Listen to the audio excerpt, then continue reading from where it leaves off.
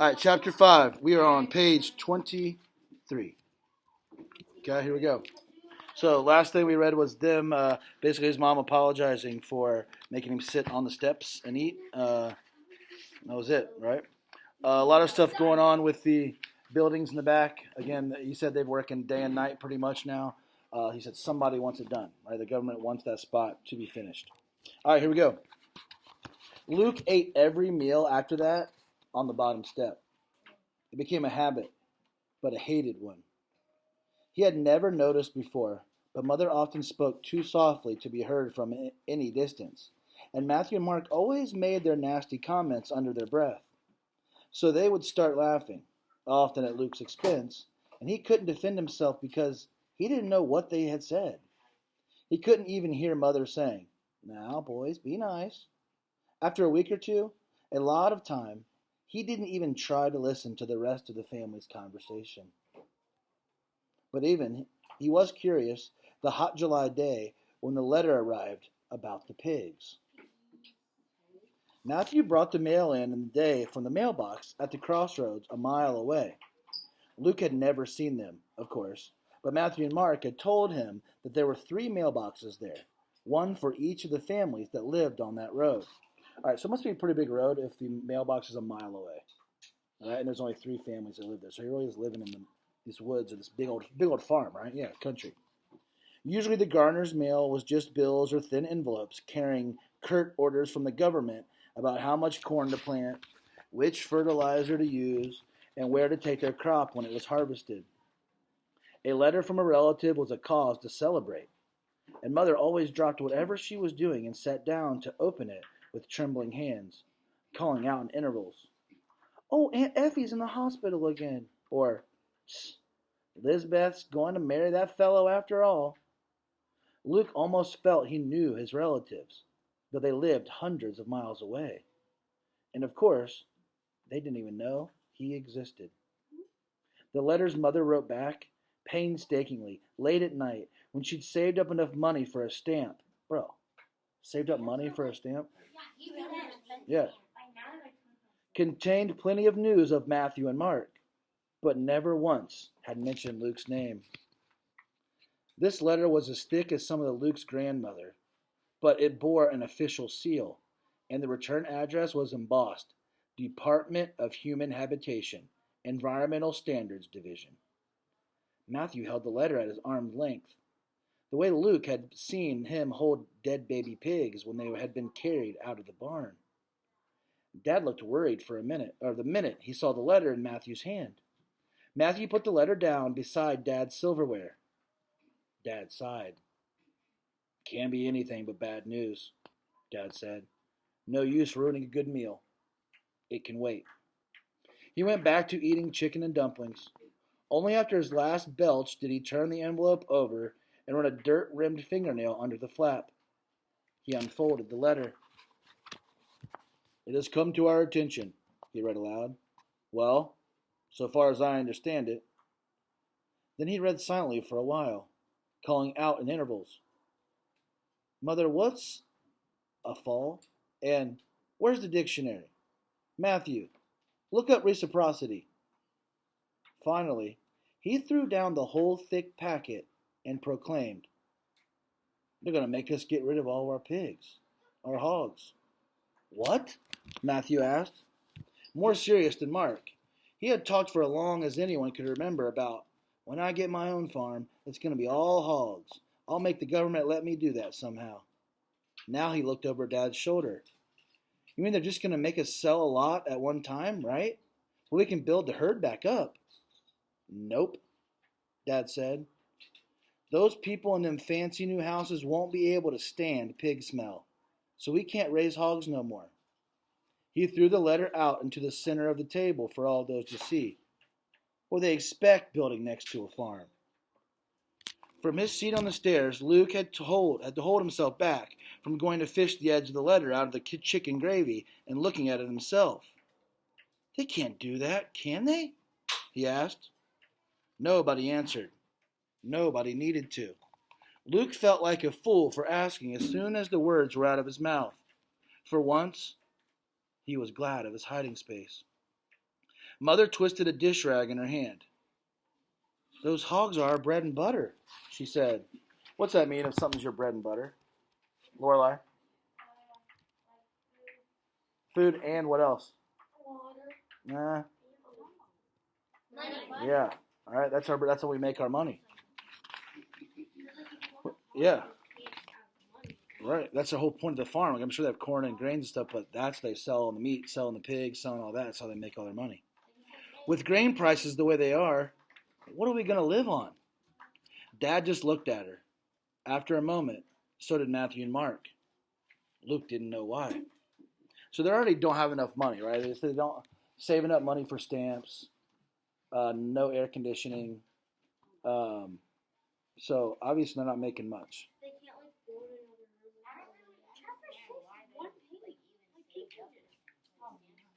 Right. Well, so think about this. So they must not have any other communication. Because if it said it takes them like weeks and months to talk to their family.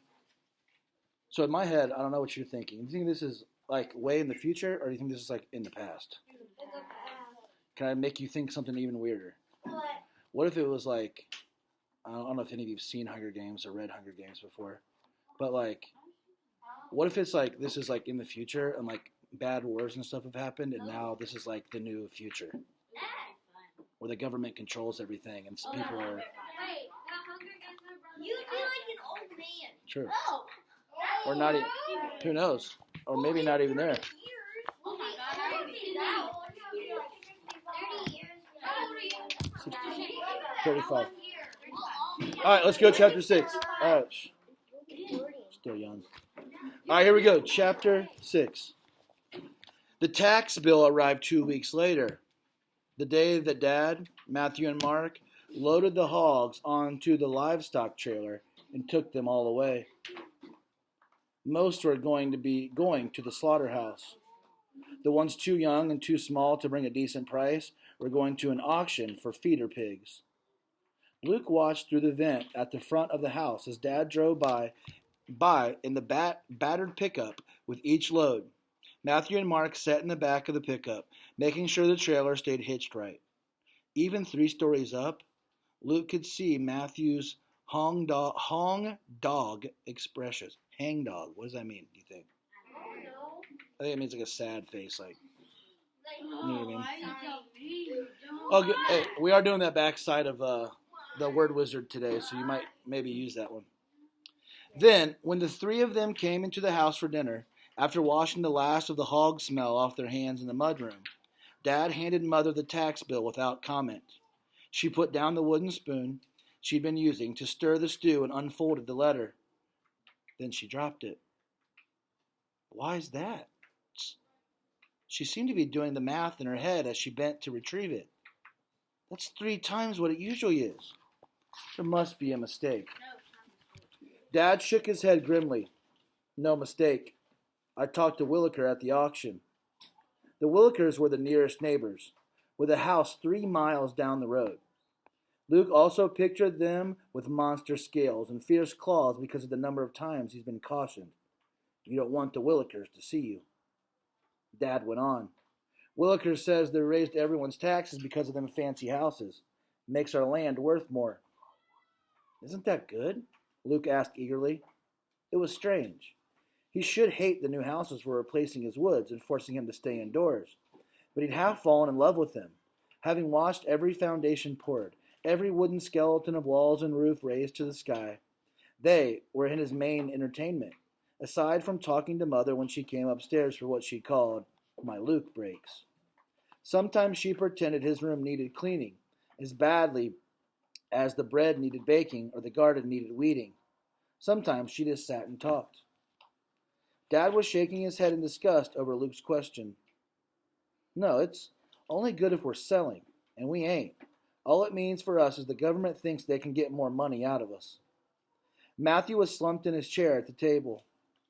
How are we going to pay? He asked. That's more than we got for all the hogs, and that was supposed to carry us for a long time. Dad didn't answer.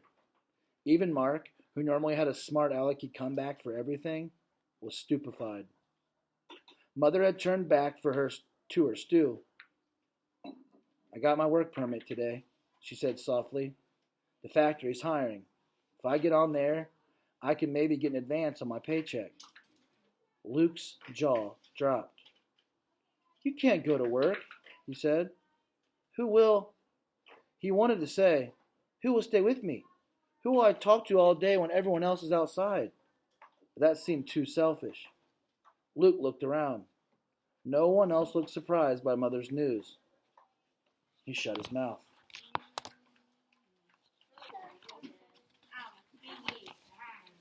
Man. Connor, will you chill out on that, bro? That noise is driving me nuts. Okay, but I hear yours is what I'm saying, dog. I mean, you can do it, but just relax. All right, chapter 7. By mid-September, Luke's days had fallen into familiar pattern. He got up at dawn just for the chance to sit on the stairs and watch the rest of his family eat breakfast. They all rushed now. Mother had to be at the factory by 7. Dad was trying to get all the machinery in working order before the harvest, and Matthew and Mark were back in school. Only Luke had time to linger over his undercooked bacon and dry toast. He didn't bother asking for butter because that meant someone would have to stand up, bring it over to him, all while pretending for the sake of an open window that they just had forgotten something upstairs. As soon as the rest of the family had stomped out of the door, Luke went back to his room and watched out the vents. First out the front, to see Matthew and Mark climb onto the school bus, and then out back, where the new houses were practically finished. They were mansions, as large as the Garner's house and barn put together. They gleamed in the morning sunlight as though their walls were studded with precious jewels. For all Luke knew, maybe they were. Hordes of workmen still arrived every morning, but almost all of them worked indoors now. They headed into the houses first thing, carrying rolls of carpet, stacks of drywall, cans of paint. Luke couldn't see much of them after that. He spent more time now watching a new kind of traffic. Expensive-looking cars driving slowly down the newly paved streets. Sometimes they pulled into a driveway and went into one of the houses.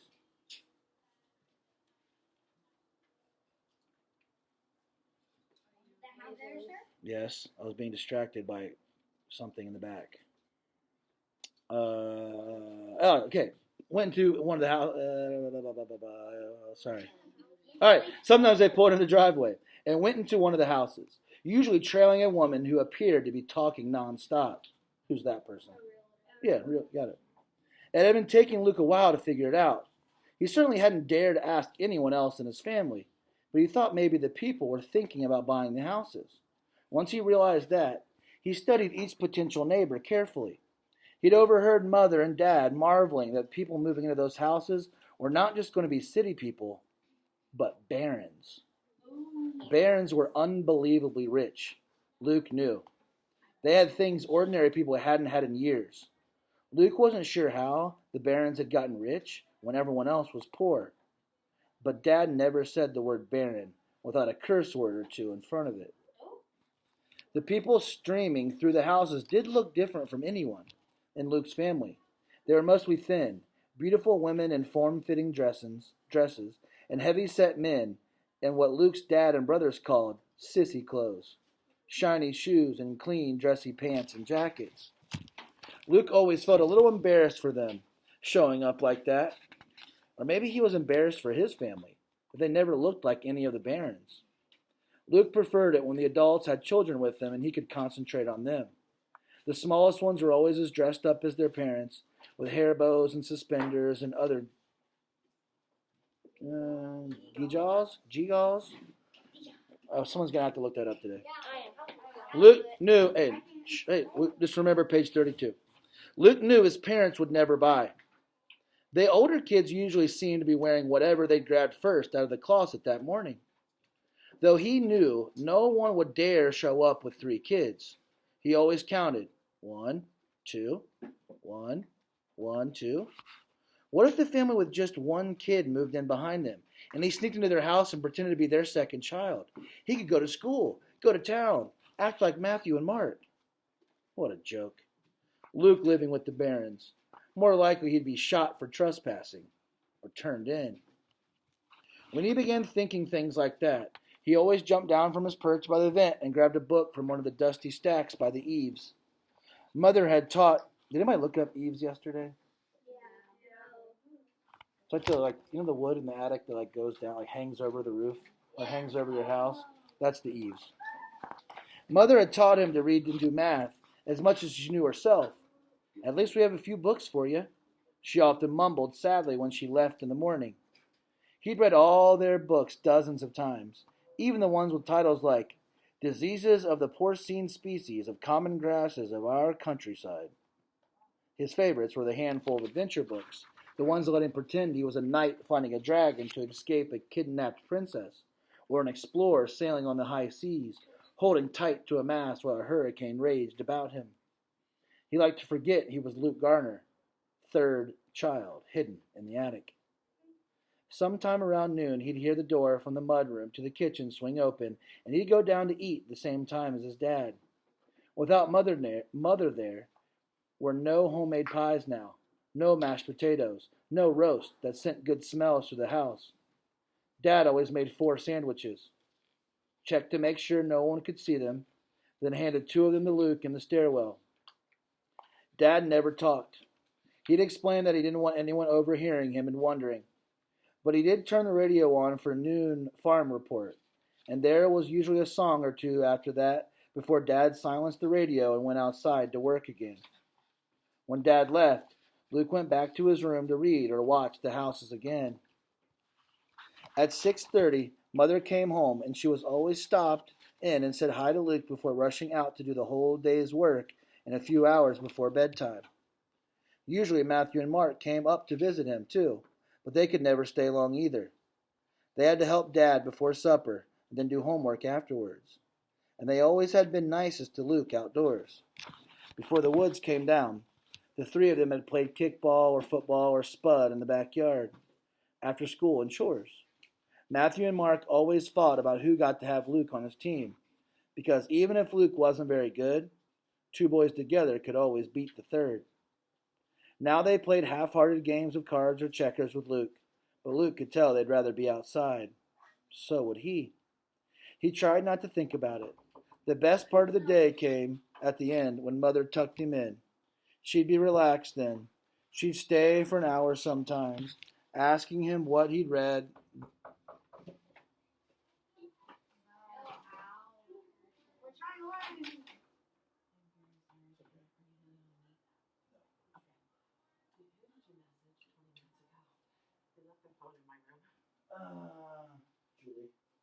Julie. Ryan? She wasn't. Shannon. Campbell. That's who it is. Thank you. Sorry to interrupt. That's all right. Sorry, guys. Where we at? All right. They'd rather be outside. So would he. He tried not to think about it. The best part of the day came at the end, when Mother tucked him in. She'd be relaxed then. She'd stay for an hour sometimes, asking him what he'd read that day or telling him stories about the factory. Then one night, when she was telling how her plastic glove had gotten stuck in a chicken she'd de-gutted that day, Mother suddenly stopped in the middle of the sentence. "Mother?" Luke said. She answered with a snore. She'd fallen asleep sitting up. Luke studied her face, seeing lines of fatigue that hadn't been there before, noticing that the hair around her face now held as much gray as brown. "Mother?" he said again, gently shaking her arm. She jerked. "But I cleaned that chicken all..." "Oh, sorry, Luke. You need tucking in, don't you?" She fluffed his pillow, smoothed his sheet. Luke sat up. "That's okay, Mother. I'm getting too old for this anyway." He swallowed a lump in his throat. "Anyway, I bet you weren't still tucking Matthew and Mark in when they were 12. "Nope," she said quietly. "Then I don't need it either." "Okay," she said. She kissed his forehead anyhow, then turned out the light. Luke turned his face to the wall until she left. I feel like his life is drastically going downhill since we've met him. You know what just real quick, have you had that feeling before? A lump in your throat? Yes. Like when you're about to cry, or like you think you're gonna cry and you can like feel it in there. Well, you usually actually cry out. Yes. I tried